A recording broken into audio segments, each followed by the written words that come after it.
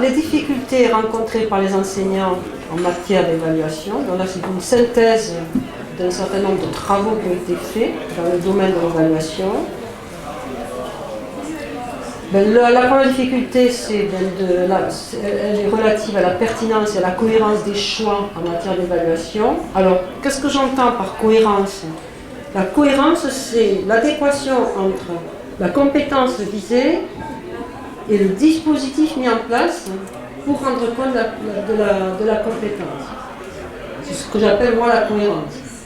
Et la pertinence, c'est le choix des indicateurs et des critères pour rendre compte de la compétence.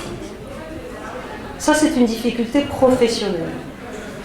Autre difficulté professionnelle qui touche à la fois les enseignants débutants et les enseignants expérimentés, c'est la spécification des indicateurs. Un critère, on sait, hein, quand par exemple en danse, on dit on va évaluer, qu'est-ce qu'on pourrait dire en danse? On va évaluer la dimension artistique, le message, voilà. Bon, la difficulté, ça va être à un moment donné de trouver l'indicateur, parce que l'indicateur, c'est l'observable. C'est ce qu'à un moment donné, on va donner à l'élève, si on veut que l'élève construise de la connaissance et de la compétence par rapport à sa propre ensuite auto-évaluation, il faut aller au-delà du critère. Et ça, c'est une véritable difficulté professionnelle, surtout dans certaines activités. Pardon. Originalité, quel est le critère de l'originalité? C'est quoi? C'est la nouveauté? C'est la surprise? C'est quoi? Et donc là, on voit qu'on est un peu démunis en matière d'indicateurs. Difficulté de passer d'une évaluation de la performance à une évaluation de la compétence. C'est aussi une difficulté professionnelle. La nécessité de multiplier les évaluations, c'est lié, et donc du coup c'est coupé en temps. L'évaluation des outils par rapport à leur fiabilité et leur reproductibilité. Bon, j'ai pas trop le temps là, mais bon, il y a tout un tas de travaux hyper passionnants et qui ne sont pas propres à l'EPS. Hein. Il y a des travaux qui ont été faits en mathématiques et qui montrent que sur une même copie de mathématiques, alors parce que certains pensent qu'il n'y a qu'à la philo. Hein. En mathématiques, il y a des travaux qui ont été faits par, je ne sais pas si vous avez entendu parler d'André Antibi, la fameuse constante macabre. Bon, il a fait des travaux, il a montré comment des experts évalués, qui avaient eux-mêmes produit la copie, enfin, le devoir, qui avaient eux-mêmes fait le devoir, arrivaient à avoir 10 points d'écart sur 20 sur une même production. C'est énorme en mathématiques.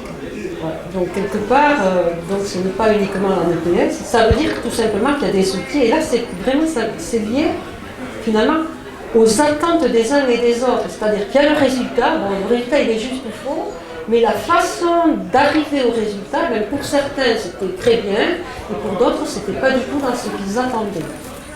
Et ça n'avait pas été explicité. Opacité des pratiques d'évaluation et des arrangements évaluatifs, vous allez voir à travers mes petites vignettes cliniques que je vous ai bien, que j'ai bien choisi par rapport à cette opacité. Autre difficulté repérée, alors là aussi, moi j'ai beaucoup travaillé donc, sur l'analyse des pratiques évaluatives des enseignants débutants et des enseignants expérimentés. Et j'ai montré comment finalement ça touchait à la fois les débutants et les expérimentés. C'est-à-dire que c'est une difficulté professionnelle. Écart entre ce qui est enseigné et ce qui est évalué. Ce qui est dit dans les textes, c'est qu'il faut évaluer ce qu'on a enseigné, mais pas tout. Et des fois, on évalue autre chose que ce qu'on a enseigné. Quand on évalue, je ne sais pas, moi, un élève sur une performance à l'instant T et qu'on n'a pas forcément travaillé sur cette dimension, je ne sais pas, son hauteur, on va par exemple évaluer, mettons, on ne le fait plus maintenant vraiment au sens strict d'évaluer la performance, mais quelque part, si on a beaucoup travaillé, mettons, sur une accélération dans une course d'élan, etc., ben, c'est là-dessus que devrait porter l'essentiel de l'évaluation. Or, on voit bien que, bien souvent, ce n'est pas là-dessus uniquement que porte l'essentiel de l'évaluation. Autre difficulté, c'est comment impliquer l'élève dans le dispositif d'évaluation, c'est-à-dire comment donner du sens à l'évaluation. Et que quelque part, quel que soit le résultat, ce ne soit pas vécu comme une sanction, sans lui mentir. C'est-à-dire qu'effectivement, si ce qu'il produit n'est pas comment dire, ce qu'on attendait, mais lui donner les outils pour comprendre et donc l'impliquer dans le dispositif. Et donc pour ensuite le mettre en projet. Difficulté professionnelle. La conception des dispositifs d'évaluation, puisqu'il n'y a pas grand-chose qui est dit dans les programmes, le passage de l'évaluation à la notation, j'en ai parlé, le coût temporel de l'évaluation dans les cursus de l'enseignement, bien souvent les enseignants disent mais là on a l'impression de passer notre temps qu'à évaluer. Alors je peux vous rassurer, moi en formation, avec la masterisation, il y a au moins 2 à 3 évaluations par UE et on a effectivement aussi l'impression qu'on passe son temps à évaluer. Et en même temps, quand on regarde sur les temps de formation, il y a un déficit de formation initiale et continue en matière d'évaluation. Je pense que la discipline EPS est une des rares à avoir un petit quelque chose sur la question de l'évaluation. Je dis bien un petit quelque chose, ça dépend peut-être même des endroits. Voilà. Mais dans certaines disciplines, ces questions-là ne sont jamais abordées, ni en formation initiale, ni en formation continue.